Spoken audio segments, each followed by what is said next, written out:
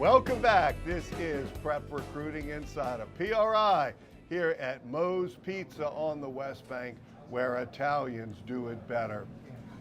I'm the head coach of PRI, Rick Gailey, welcoming you to the show, along with our Prep Recruiting Insider, the man, the legend, Renee Nato. And we are joined by two outstanding De La Salle Cavaliers. These are two of the guys that make Coach Ryan Manali the coach that he is. To your right, senior wide receiver athlete, Quincy Cage, and to your left, the senior outside linebacker, Josh Paul. Thank you, gentlemen, for joining us here today. Thanks for having me.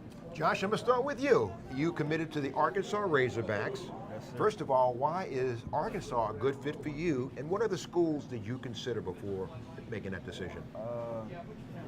The family atmosphere, and they care about more than just football, and it's life after football, and I really believe that they teach discipline and life skills. So that's a big difference in my recruiting for me. And what other schools did you look at?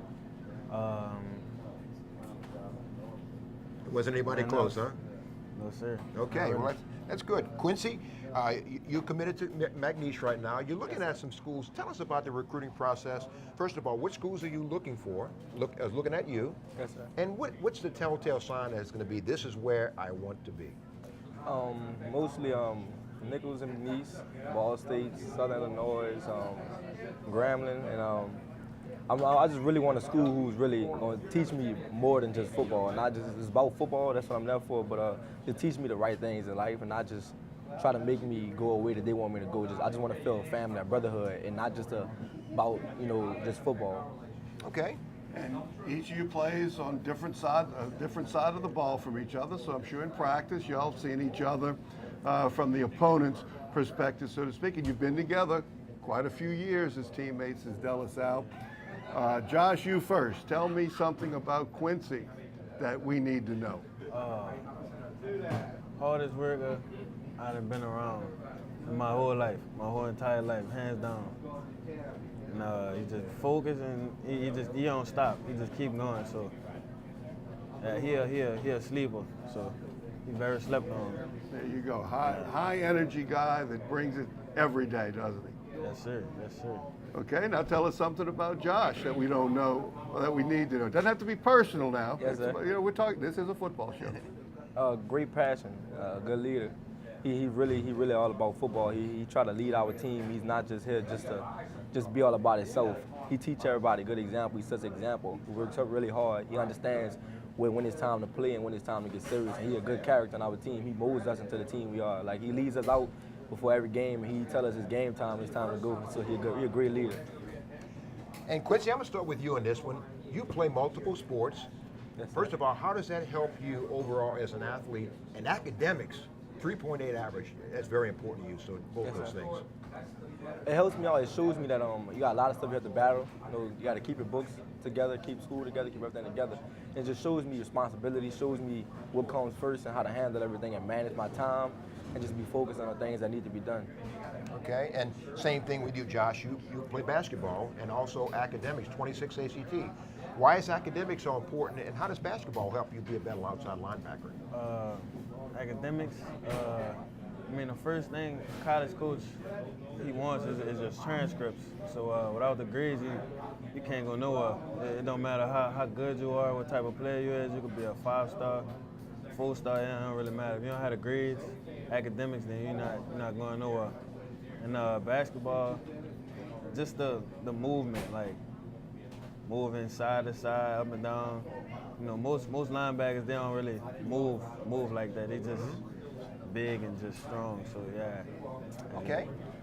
Now let's talk about what you want to be when you grow up. We know that football is an important part of life, but you're going to college to be something specific, perhaps, or perhaps you're still trying to decide. Josh, you first. Engineering, and real estate, like sell houses. I want to sell houses. Be a businessman. Yeah. There you Be a go. businessman. That's a good way to do it. Yes, sir. Excellent. Quincy, what are you going to be when you grow up? Right now it's kinesiology. I want to be a strength and conditioning coach. I love being around the game. You know, I might not grow to be 6'6", 6'2", might not make it to the NFL, so I want to stay around the game. I like lifting weights. I like pushing people to get better. And real quick, in the last minute or so, I'm gonna start with you, Josh. What told you early in the year that this could be a undefeated and a very special team? What signs did you see? Last year, like as soon as the game was over, like everybody was just so ready to get back and work, and then just keep. We just was focused. We was focused from the time we lost till now. We just got to keep pushing, take it a game by game, day by day, and we're gonna be all right. And y'all have gone from the hunter to the hunted, and now everyone is shooting for De La Salle now. How has that changed your mindset, Quincy, with this group overall? Changed my mindset tremendously, made me focus more, made me humble myself and just become a better player and not take days off and just come to practice every day, attacking the day. You can't come to practice lazy and expect to do good on Friday nights. And it's just making our team better because we only good as our weakest link. This is going to be a short answer question, part of the deal. Josh, you first. Do you have a favorite player when you were growing up? Well, right now it's JJ Watt. Just like how he just controls the game and just nasty with it, you know. And Quincy, you have a favorite player? Yes, sir. Tell us. Tavon Austin.